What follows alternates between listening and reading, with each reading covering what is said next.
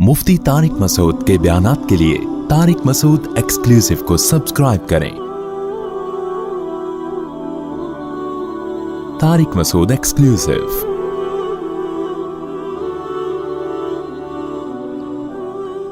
ये जो बातिल फ़िरक़े हमसे मुतालबे करते रहते हैं, मैं बार बार एक मसले को छेड़ता हूँ, इसी मुनासबत से आज छेड़ लूँगा। अक्सर एक सवाल पूछा था, तो क़ज़ाए उम्री की क्या दलील है इस्लाम में? इतनी सारी नमाज़ें क़ज़ा हो जाएं, 10 साल की नमाज़ें क़ज़ा हो जाएं तो नमाज़ें सारी पढ़ना ज़रूरी हैं, कोई हदीस लेकर आओ। अक्सर मुतालबा कर रहे होते हैं ना आजकल के स्कॉलर कि क्या दलील है भाई 10 साल। भाई हमारे ज़िम्मे दलील पेश करना है। आपने हमसे कहा ना कि हदीस लेकर आओ, हर मसले पर हदीस नहीं होती है। हदीस में उसूल ज़ाब्ता बयान कर दिया, अल-बय्यिनतु अलल मुद्दई वल यमीनु अला मन अनकर। जो दावा करेगा दलील उसके ज़िम्मे है, ये हदीस में आ गया। तो हम ये तो साबित कर देंगे अकल से कि मुद्दई आप हो, दावा करने वाले हम नहीं हैं। मुद्दई आप कैसे हो?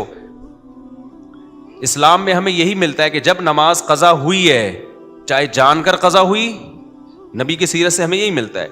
नबी की 4 नमाजें क़ज़ा हुई मैदान जंग में, क्योंकि उस वक्त जंग में कैसे नमाज पढ़नी है ये हुक्म नाजिल नहीं हुआ था। 4 नमाजें क़ज़ा हुई हैं, तो नबी ने पहले उनकी क़ज़ा पढ़ी है, फिर इस्तिग़फ़ार। तो आपकी नमाज जानकर क़ज़ा हो, भूले से क़ज़ा हो, 4 हों या 4000 हों, इस फ़र्क पर आपके पास कोई दलील नहीं है। अब दलील आपके ज़िम्मे है कि अगर 4 नमाजें क़ज़ा हों तो पढ़ी जाएंगी, 4000 क़ज़ा हों तो नहीं पढ़ी जाएंगी। इसकी क्या दलील है आपके पास? इस पर क्या हदीस है आपके पास?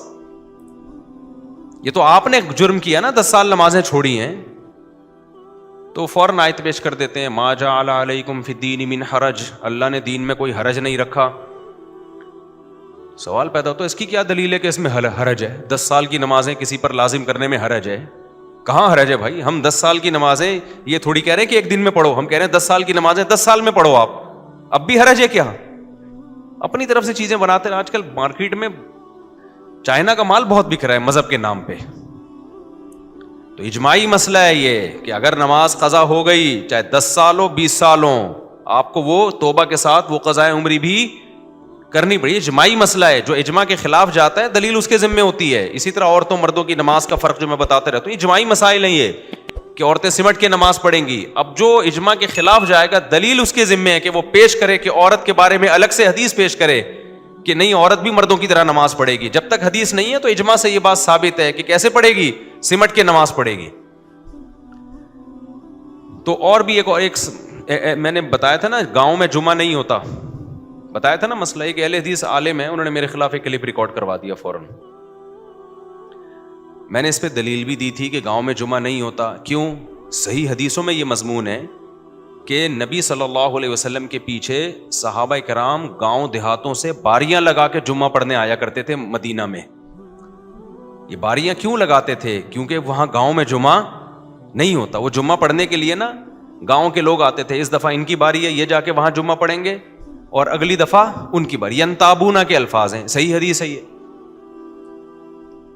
कितनी बड़ी दलील है। हालांकि जोहर की नमाजें तो वो बारियां लगा के नहीं पढ़ने आ रहे नबी के पीछे, फजर की नमाजों में बारियां नहीं लगा रहे, असर की नमाजों में बारियां उनको पता है यहां हो जाती है, जुम्मे में बारियां लगा रहे हैं वो। अहले हदीस आलिम ने फौरन, एक तो वो बाज इनके उलमा ऐसे हैं, सबकी बात नहीं कर रहा है, वो तंज बहुत करते हैं, ऐसे करते हैं जैसे इनको कुछ पता ही नहीं है।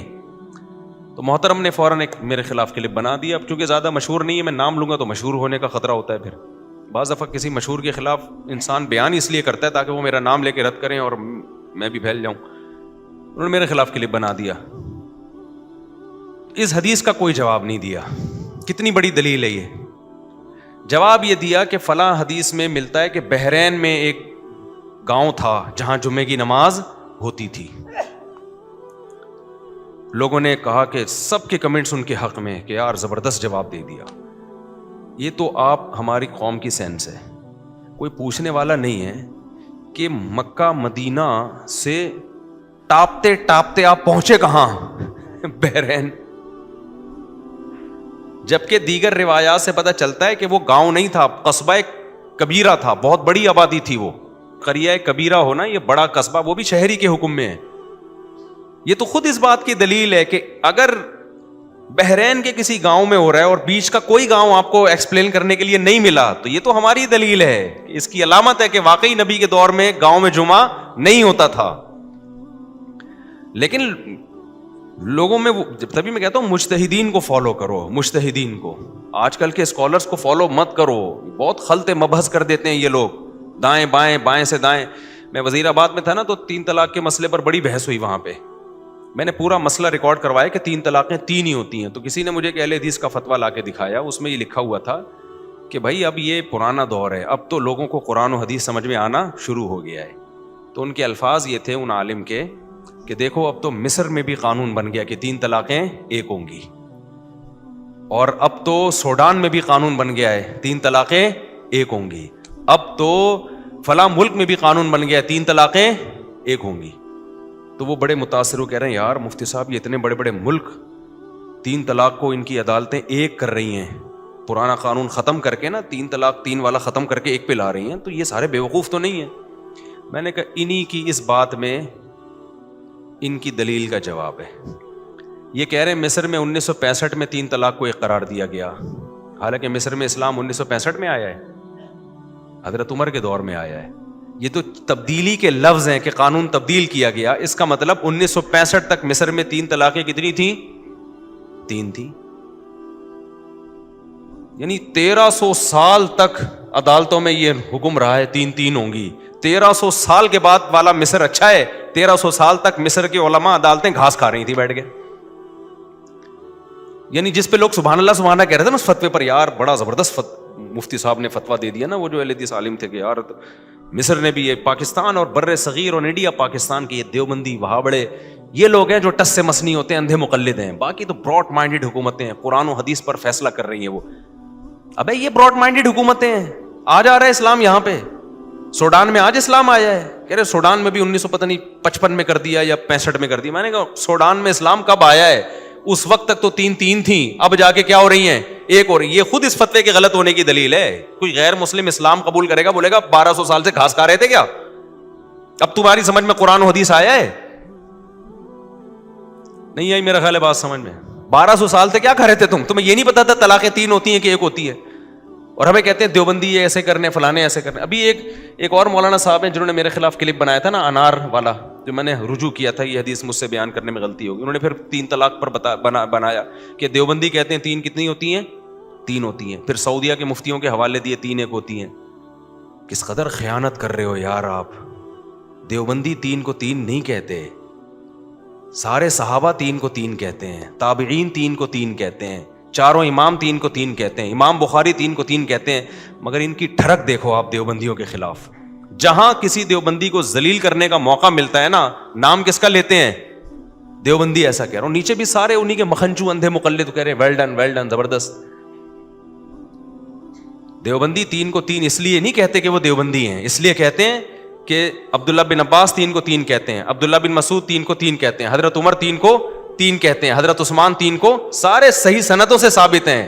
ایک سند پر بھی غیر مقلد یا اہل حدیث حضرات اعتراض نہیں کر سکتے اس کی.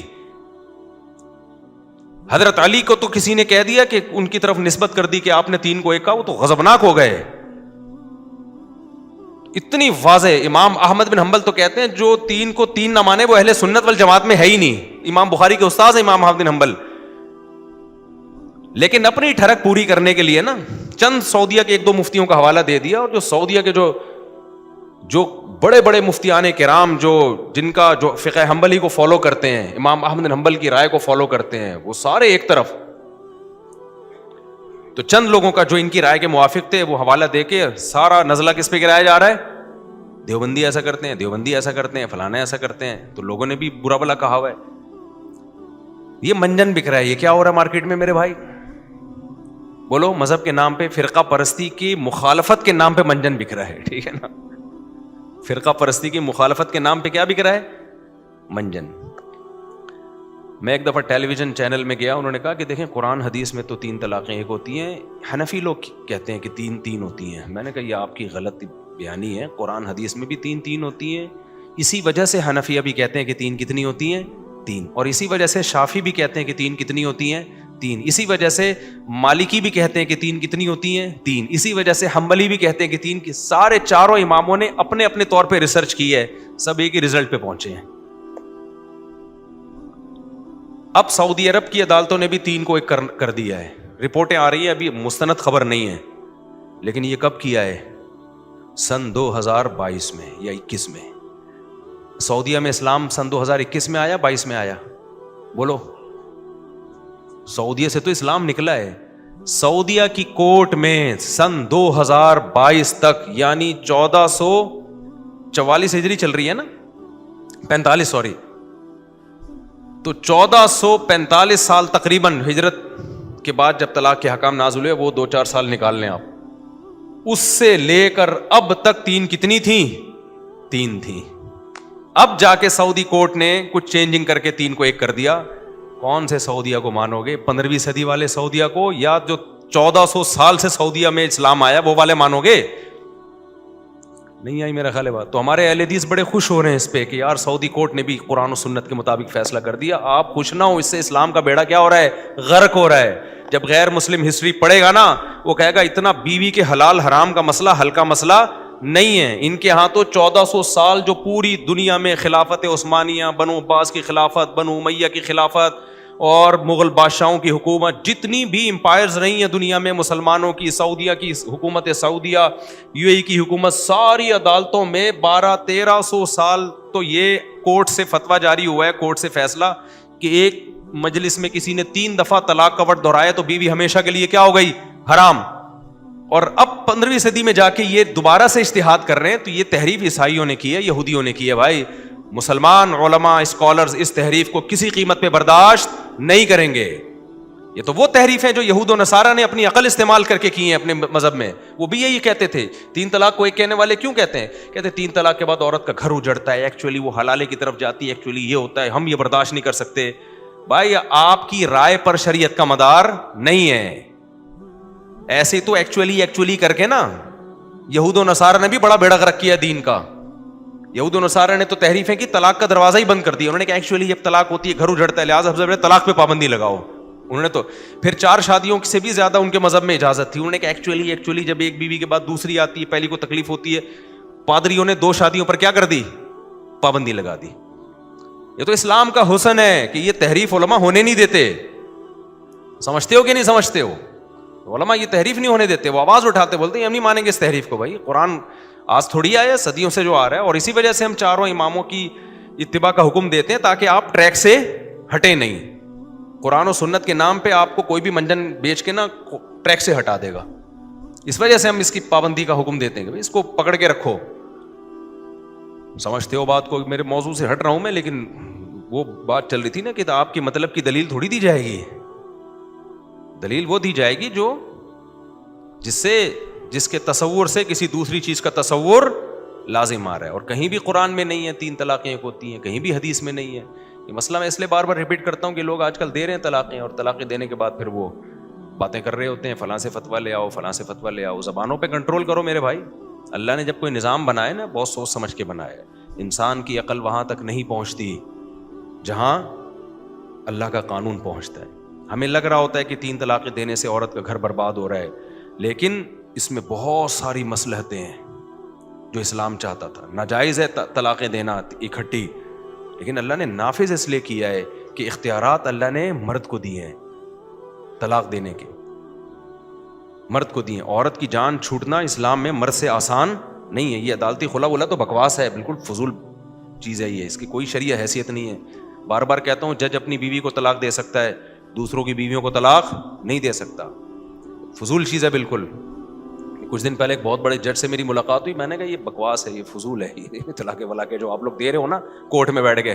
بڑے جج تھے, تو تھوڑی سی بحث بھی ہو رہی تھی ان سے میری. وہ کہہ رہے ہیں ایکچولی ہوئی. میں نے کہا ایکچولی نہیں ہوتا. آپ بول دو یہ اسلام نہیں ہے, یہ پاکستان کا قانون ہے, اسلام کا لیبل نہیں لگاؤ, آپ اسلام کا لیبل نہیں لگاؤ. تو یہ کوئی نہیں ہوتا ایکچولی. جس کی بیوی ہے وہی سالہ طلاق دے سکتا ہے, اس کے علاوہ کوئی نہیں دے سکتا. جج وج نہیں دے سکتا طلاق, چند صورتوں کے علاوہ. وہ میں بار بار بتاتا رہتا ہوں. بے تحاشا مار پیٹ, بالکل ہی نان نفقہ بنیادی نہیں دے رہا, نہ رکھ رہا ہے نہ چھوڑ رہا ہے. بعض لوگ شادی کر کے نکل گئے باہر, 4 سال بیوی کو پتہ ہی نہیں ہے, بیوی رابطہ کر رہی ہے بھائی یا تو مجھے رکھو یا چھوڑو, کچھ کرو, کہنے نہ چھوڑوں گا نہ رکھوں گا. یہ سچویشن میں پھر شریعت نے کچھ رائٹس دیے عدالت کو. نارملی یہ بولو نہیں ہوتا. تو خیر اب ایکچولی کر لو گے تو اس میں بھی بہت کچھ ہونا شروع ہو جائے گا. وہ یہی کہتے ہیں کہ ہمارے ہاں بعض مذہبی اسکالرز ایسے ہیں کہ یونائٹڈ نیشن جن اصولوں کو سامنے رکھ کے قانون سازی کرتی ہے نا, وہ ان اصولوں کو سامنے رکھ کر اسلام کے قانون میں تبدیلی کر رہے ہیں کہ دیکھیں ایکچولی اسلام تو ایک وسیع مذہب ہے, اسلام تو چاہتا ہے ایکچولی سب کے ساتھ اچھا ہو, تو ایکچولی اگر ہم عورت کے اختیارات بڑھا دیں تو سوسائٹی میں کیا ہوگا, اس پہ ظلم نہیں ہوگا. بھائی یہ پھر یونائٹڈ نیشن کی تقریریں ہیں, ٹھیک ہے نا. اسلام جو 1400 سال پہلے آیا اور اسلام نے عورت کے فائدے کے لیے قانون بنایا ہے. بعض دفعہ ایک پہ ظلم ہو رہا ہوتا ہے لیکن بہت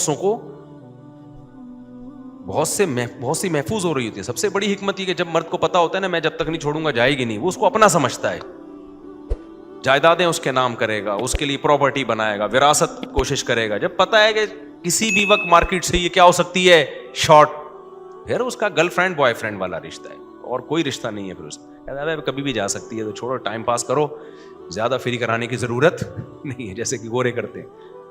تو یہ میں جلدی سے ایک آخری اور مثال دے دوں. اسی طرح آج کل اس پہ بھی لوگ بہت خوش ہو رہے ہیں کہ سعودی عرب میں 8 رکعت تراویح کر دی, 10 رکعت تراویح کر دی ہے.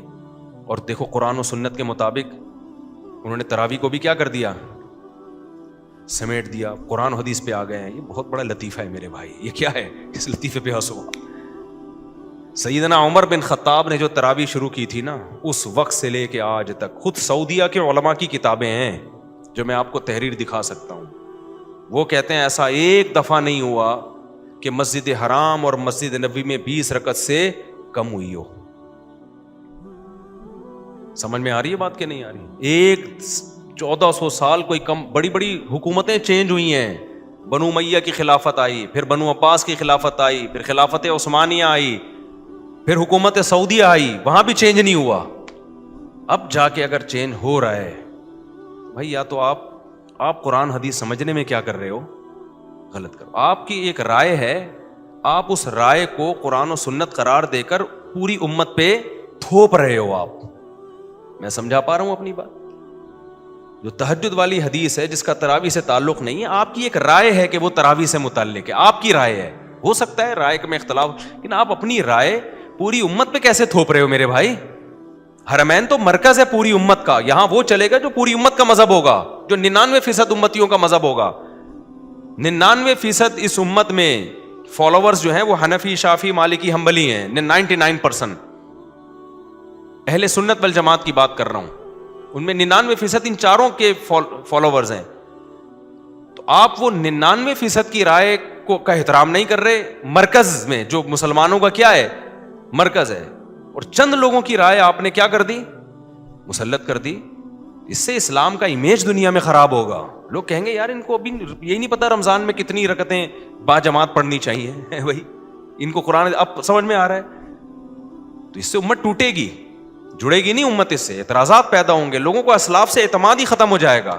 اور یہ ہو رہا ہے. خود سعودیہ کے جو اس طرح کے متشدد علماء ہیں نا, جو سلفیت میں متشدد ہیں, میں آپ کو یقینی بات بتاؤں, اندر کی خبر ہے کہ ان میں جو متشدد کی بات کر رہا ہوں, ہر سعودی عالم کی بات نہیں کر رہا, انہوں نے ائمہ اربعہ سے لوگوں کا اعتماد ہٹایا نا, قرآن حدیث کر کے لوگوں کا ان پہ سے اعتماد اٹھ رہا ہے. اب یونیورسٹیوں میں وہاں ماحول یہ بن رہا ہے کہ جب امام احمد بن حنبل کی تقلید فرض نہیں ہے تو بن باز کی تقلید کہاں سے فرض ہو گئی؟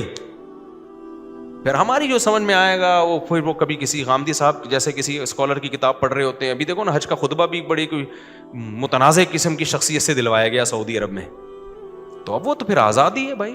آپ نے خود ایسا ذہن بنا دیا لوگوں کا, لوگ کہہ رہے جب نہیں ہے تو پھر کسی کی بھی نہیں ہے نا, صحیح ہے نا, پھر ان کی کیوں فرض ہے؟ تو اب لوگ کیا ہو جائیں گے, آزاد. اور کل ایسا بھی ہوگا کہ ہو سکتا ہے تراویح ہی غائب ہو جائے مارکیٹ سے, کیونکہ یہ تراویح ہے ہی نہیں. جو غامدی صاحب کی رائے ہے نا, وہ کہتے ہیں یہ تراویح کیا ہے, یہ سرے سے کوئی نماز ہی نہیں ہے. تو نتیجہ ہو سکتا ہے کہ سعودی عرب میں ہم رمضان میں جائیں اور تراویح کی نماز ہی ہمیں نہ ملے وہاں پہ. یہ بھی پاسبل ہے. کہتے ہیں کہاں سے ابھی یہ رائے ابھی تک چلی نہیں ہے, لیکن چل جائے گی مارکیٹ میں. چلنے میں جب آپ ایک دفعہ ہٹ گئے تو پھر میدان کیا ہے, بولو, کھلا میدان ہے.